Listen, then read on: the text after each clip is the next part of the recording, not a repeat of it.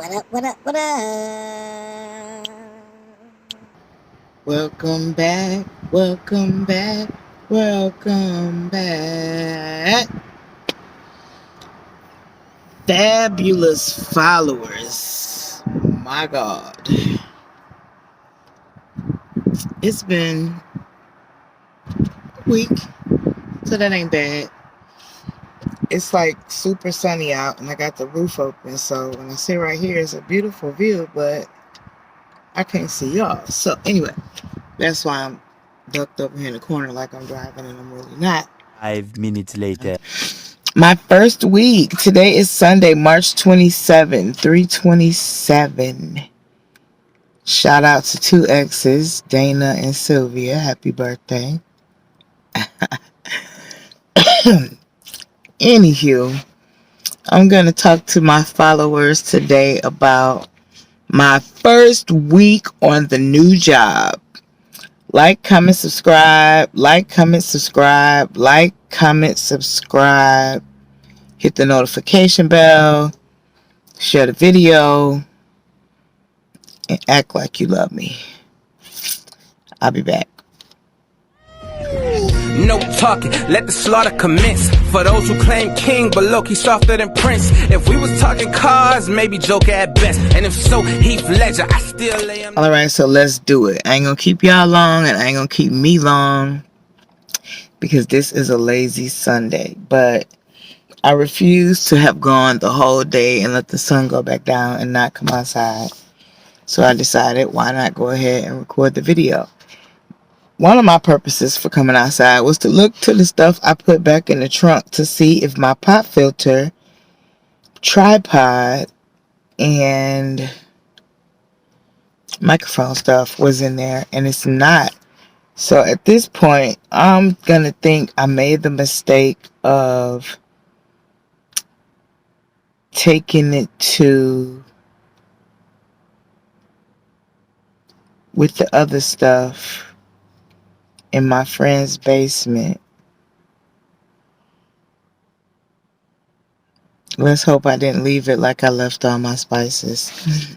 I slept through breakfast here, so I had to make my own breakfast and realized that when I replaced my primary seasonings, I did not get cinnamon.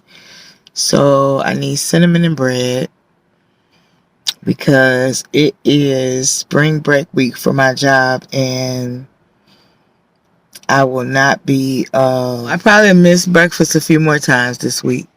So I just want to get my own stuff.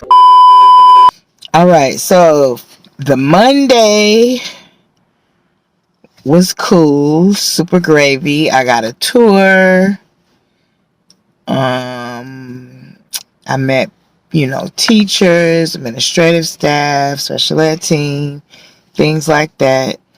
Tuesday, I did some shadowing with the assistant principals who were called in out of retirement and will be there. We're also getting a principal in the nearer future, to my understanding. So I also was able to sit in some classrooms and do some observations. By Wednesday, I was taking some time away with some young people who were having some challenging times.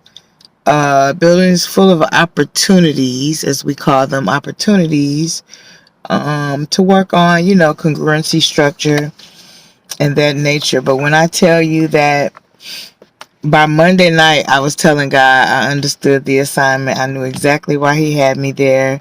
By Thursday night, I was asking him who and everybody else, who does he think I am? Like, this man, my dad, our Father God, the Almighty, thinks I'm like uber strong. And I feel like I be uber weak.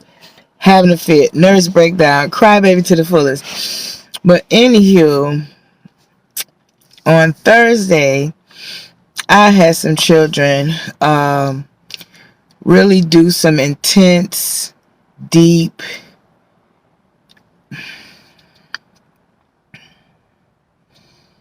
sharing with me. it rocked me. I came in, took a good shower or bath, I can't remember, and had my good cry like I do. And then I prayed it on off. And again, I said, I knew exactly why things had to go wrong at my previous mission, because he needed me here for this. But the fourth day, God. So anyhow, I guess it's working in my favor. I feel like I'm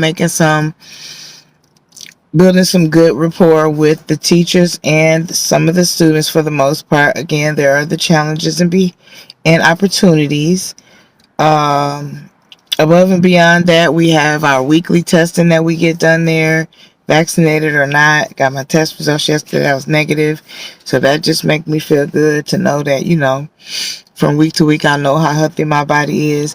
One thing I want to tell y'all, I had to download a step tracker this weekend, baby, because I know I must be doing at least, I feel like 30,000 steps. Like, I literally walk the halls. And mind you, our school is a renovated major office building. So it's uber big. And I make laps,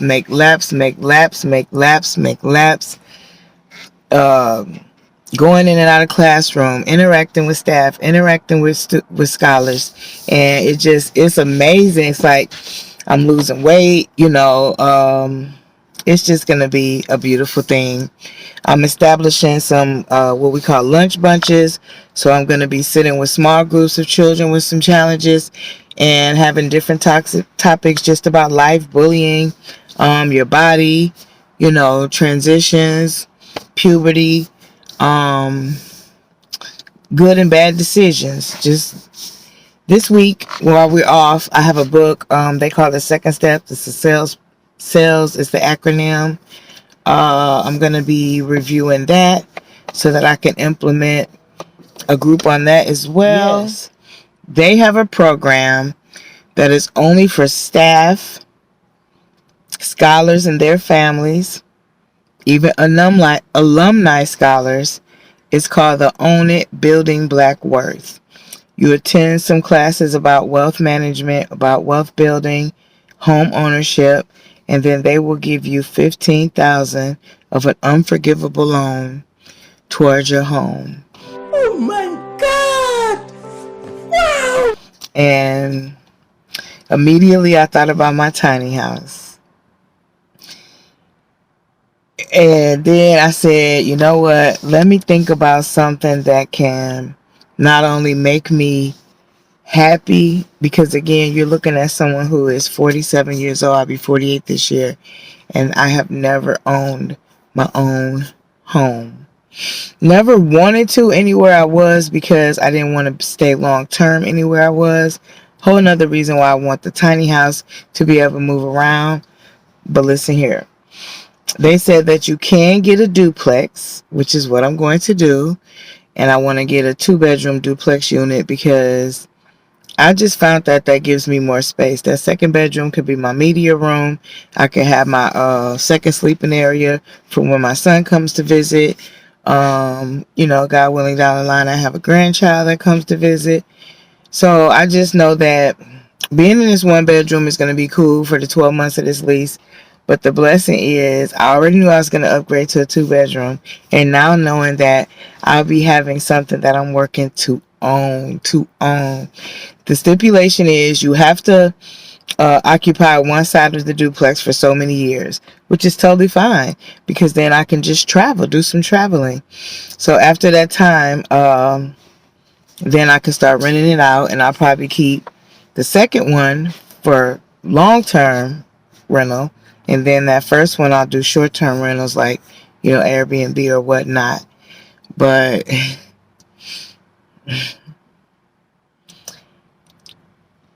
before 2022 is what I need y'all to understand. Before 2022, when 2021 was sucking to me, 2021 was frustrating to me, 2021 was trying and challenging to me.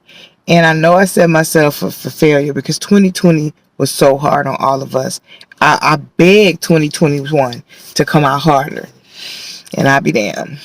So it was two things that could have happened. I could have folded, gave up, went back to how I was feeling in 2018, went back to how I was feeling in 2014, you know, like, or I could have decided to do something totally different, something that I preach about, something that I encourage, something that I would tell anybody else who was feeling like I was feeling, to look forward to, plan for, move towards, expecting better. I want to step up and expecting the best. In 2021, when it was sucking and I was struggling and stressed, I was saying 2022 is going to be my year of miracles. It just sounded like talk at the time. 2022 is going to be my year of miracles. New Year's Eve, it probably sounded like a New Year's resolution to somebody. 2022 is going to be my year of miracles. Then 2022 happened. Then the situation with work and the stress and me like really getting irritated with, you know, things that was going on closer to my home, and just knowing that I was starting to feel unleveled, and I didn't know why. Now we know why, because God was working, because he needed me here for this mission. But it was like I was still saying 2022 was going to be my year of miracles, and I wasn't like worrying about the things that were happening negatively. Like usually I'm stressed, I'm worried, I'm crying, I'm falling all out. Baby, it was not happening. And so I went through the process to get this job. God walked it on through. Here I am. When I got here, I said, well, no, even before I got here, I said, it's not just this job. It's something else God has in Madison for me. And I almost feel like I'm going to get emotional right now, but that's okay. So when I was looking at my apartment finding, and I was trying to find some place to live, every single apartment property was dog friendly. Few had weight restrictions, but all of them were dog friendly. All around this city is water or walking areas. You see so many trails and so many parks and so many places to just be and do with your fur baby, that I was like, okay, that's it. Because God knew that was very important to me. I'm really not interested in dating. I've been joking saying that I'm about to date my credit score, because I need to bump her up another 120 points at least. So I say every time I feel like I want to go on a date, I'll just pay something towards my credit. Figuring out the route I'm going to go as far as consolidation and whatnot, I really need some education and some guidance on that. So if you know anything or anyone, please, please, please drop it in the comments and let me know. But when I was asked to attend the Zoom, you know, after work hours, I could have just blew it off, took a shower, whatnot, and learned about that program. And you know, it's designed because investors realize that people like me, single mothers, you know, coming from nothing, really struggling, putting themselves into debt, student loan debt, etc., it's a barrier. So they've worked with realtors to remove that barrier. They provide the money. They put you on track with a realtor. And if you do your part, you got $15,000 towards your down payment to your new home. And I'm going to get a duplex so that my tenant handles my mortgage. And I will be traveling while I'm building my wealth and my income and my credit score to purchase either my tiny house. I want a tiny house. I put it somewhere on my mama property. And then, I don't know, maybe I should do the RV thing and the tiny house. I'll figure it all out eventually. But either way, it's just amazing that everything is happening that I didn't know was happening. And it's funny because the psychic been blowing me up, trying to get me to pay her more money to tell me her version of the story that I already know and see. I'm already moving and I'm listening to God more, and I really don't need her all. And she's trying to predict that, you know, next up is this beautiful love too. But if that beautiful love isn't grinding and working and going to add to who I am and who I'm trying to become, I'm really not interested. I don't know why I had a squirrel moment, but I was just thinking about the barbershop, y'all. Like, I think I'm going to go ahead and just go to the one that I found here. Of course, I looked online, look at pictures of their work. I'm real particular about my head, but I just really want to get a nice haircut so I feel better about myself. That's my thing, telling me to drink water. Ugh. It's part of my step tracker. But baby, when I tell you I know I get at least 20,000 in, man, I get in about 7:30, about 7:40. I'm on the floor.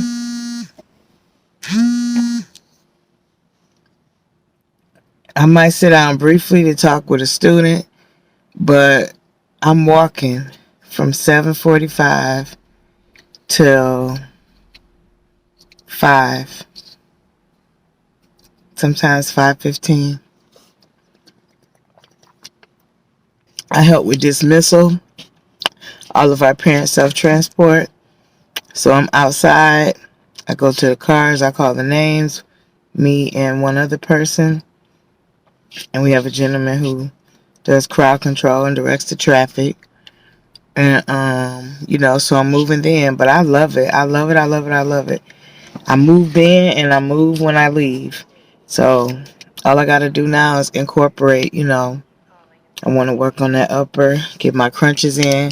It's the stomach, it's the stomach, it's the stomach, it's the stomach. But when I tell y'all I feel so good. But no one made a big mistake. I'm tryna heal from the way that you hurt me. We share meals, how the fuck you desert me? Her love don't break, but it been, oh nah, here we go with this again. Once you start, it never ends. Why we love like this, this, this, this, this, this.